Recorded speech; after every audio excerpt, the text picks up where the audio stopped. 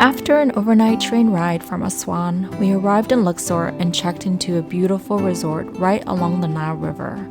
We would be spending 2 days in Luxor, and this is how our first day began, with a quick buffet breakfast. And let's be honest, who doesn't love a good hotel buffet?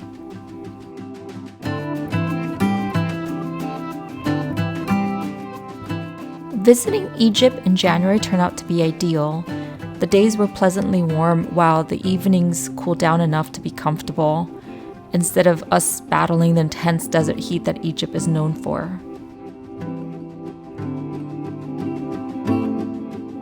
After fueling up, we headed straight for one of Egypt's most famous archaeological sites, the Valley of the Kings.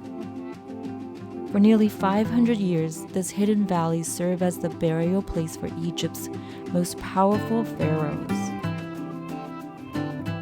Rather than constructing giant pyramids, ruler of the new kingdom chose to carve elaborate tombs deep into the desert mountains, hoping to protect their treasures and ensure their journey into the afterlife.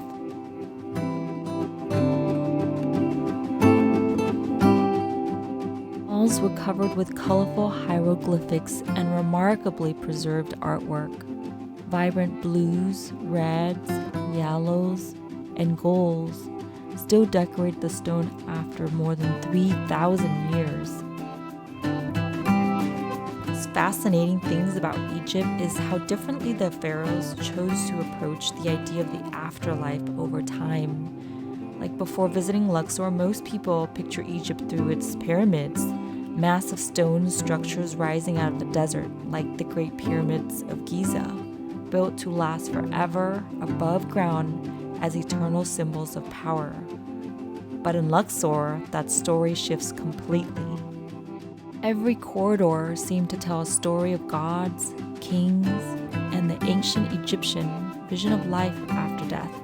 Standing there surrounded by these incredible paintings, I couldn't help but imagine the craftsmen who spent years creating them. That brought us to an alabaster workshop. Luxor is famous for its alabaster, and here we learn how local craftsmen transform blocks of stone into intricate carvings, statues, lamps, and decorative pieces. 45 minutes later, we arrived at one of the most breathtaking places in Luxor, the Temple of Queen Hatshepsut. Built directly into towering limestone cliffs, the temple appears almost as if grew naturally from the mountains behind it. Walking along the pathway toward the massive terraces was surreal. I noticed these snake-like or cobra motifs along the steps to the temple. I was told they were used as protective symbols. Hatshepsut was one of Egypt's most successful pharaohs and one of the few women to rule as king. What makes her especially remarkable is that she didn't just rule. She ruled successfully. She expanded trade, strengthened Egypt's economy, and launched major building projects, including her stunning mortuary temple. Even more fascinating, she often presented herself in traditional pharaoh imagery, wearing the false beard and royal regalia to reinforce her authority in a male-dominated system. More than 3,400 years later, her temple still stands as a powerful reminder of her legacy. Then made a brief stop at the mortuary temple of Amenhotep III, home to the famous colossi of Memnon. By this point, it was definitely time for lunch. We headed to Carter House, the former home of Howard Carter, the archaeologist who discovered King Tutankhamun's tomb. Over the previous few days, we had completely fallen in love with beef tagine, so naturally we ordered it again. After lunch, we made our way to Karnak Temple, one of the largest religious complexes ever built. What many people don't realize is that Karnak was directly connected to the Nile through a network of canals. The statues near the entrances immediately caught my attention. Many were missing their heads, which reminded me of the statues lining the roads leading into Angkor Wat in Cambodia. As we entered the complex, the scale was almost impossible to comprehend. Towering columns rose into the sky. Massive obelisks stood proudly throughout the grounds. Everywhere we looked, there were carvings, statues, and inscriptions documenting thousands of years of Egyptian history.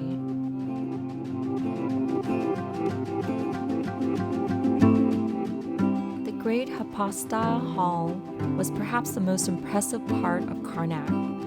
Massive columns surrounded us in every direction. Some were decorated with capitals shaped like papyrus and lotus flowers, symbols deeply connected to ancient Egypt. I honestly felt like a little kid exploring a giant stone maze.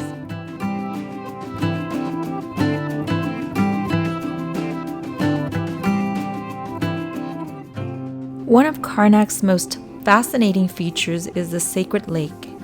Ancient priests used these waters for purification rituals, and standing here today, it's amazing to imagine the ceremonies that took place thousands of years ago. As the sun began to set, I decided to go for a quick jog around the resort grounds. During my run, I spotted several horses nearby. Anyone who knows me knows how much I love horses. No matter where I am in the world, seeing them always brings me joy. I stopped to pet them and spent a few quiet moments simply being present. I've often felt that the universe gives me exactly what I need, when I need it most. Sometimes it's not something grand, just a beautiful sunset, an unexpected moment, or spotting a few horses after a long day of travel. As night fell, we headed into the center of Luxor in search of one of Egypt's most beloved comfort foods, Koshari.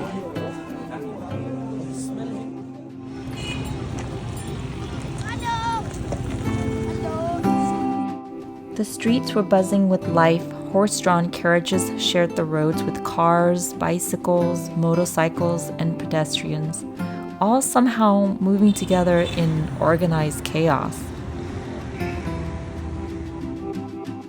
After a full day of exploring, sitting down to enjoy a bowl of koshari felt like experiencing everyday Egypt. Made with rice, pasta, lentils, chickpeas, and crispy onions, it's simple, filling, and absolutely different.